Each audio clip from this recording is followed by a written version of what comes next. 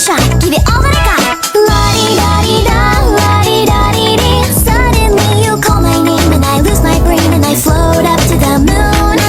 Halo semuanya, perkenalkan nama saya Davi Asyarolova dengan NIM 125230069 dengan Korprodi C.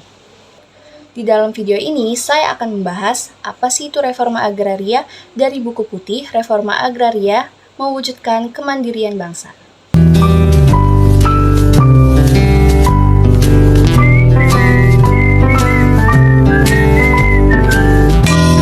Apa sih itu reforma agraria?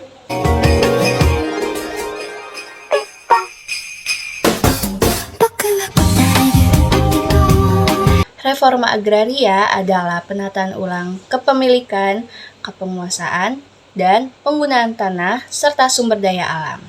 Tujuannya yaitu untuk memberikan keadilan kepada rakyat kecil seperti nelayan, petani, masyarakat adat, buruh, dan kaum miskin desa.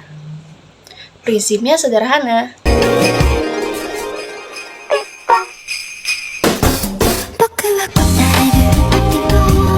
Yang pertama, tanah untuk mereka yang menggarap.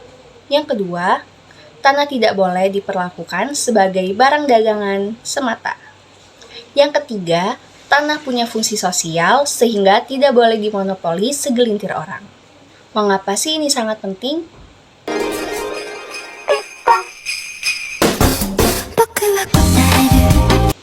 Karena ketimpangan tanah di Indonesia sangatlah parah.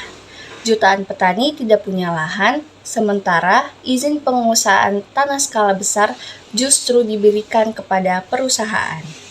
Akibatnya, lahirlah konflik agraria, kemiskinan, urbanisasi, bahkan kerusakan lingkungan. Reforma agraria memiliki tujuan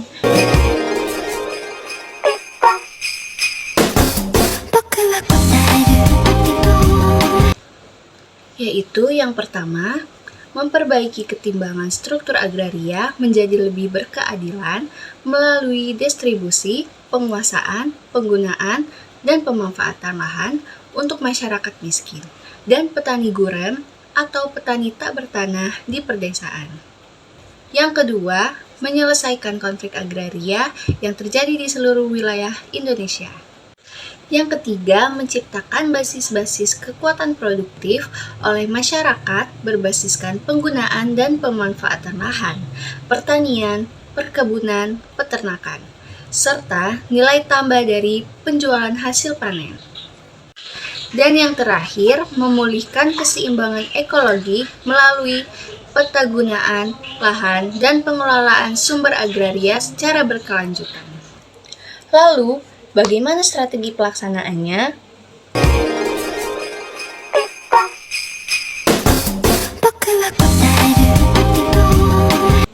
Ada 5 langkah penting. Yang pertama, membangun kelembagaan khusus seperti Komite Nasional Reforma Agraria di bawah Presiden, lalu Komisi Penyelesaian Konflik, dan Pengadilan Agraria. Yang kedua, redistribusi tanah disertai pemberdayaan desa lewat koperasi BUMDes dan dukungan produksi. Yang ketiga, penataan hukum dan regulasi. Semua aturan harus selaras dengan UU PA 1960 dan TAP MPR 2001. Yang keempat, pembiayaan jelas dan transparan berasal dari APBN dan APBD. Yang kelima, libatkan rakyat dan akademisi.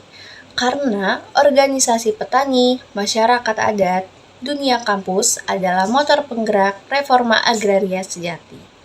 Nah, jadi dari pembahasan sebelumnya, kita bisa menarik kesimpulan yaitu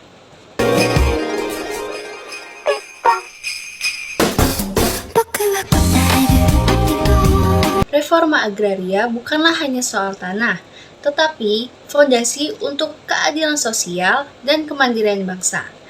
Tanpa reforma agraria, ketimpangan akan terus melebar. Konflik makin banyak, desa tertinggal, dan rakyat tetap miskin di tanahnya sendiri. Namun, dengan reforma agraria, rakyat punya akses adil ke tanah, desa bisa bangkit, pangan mandiri tercapai, dan Indonesia benar-benar berdiri di atas kaki sendiri, adil, sejahtera, dan berdaulat. Sekian pembahasan video reforma agraria dari saya. Sebelumnya, terima kasih sudah menonton.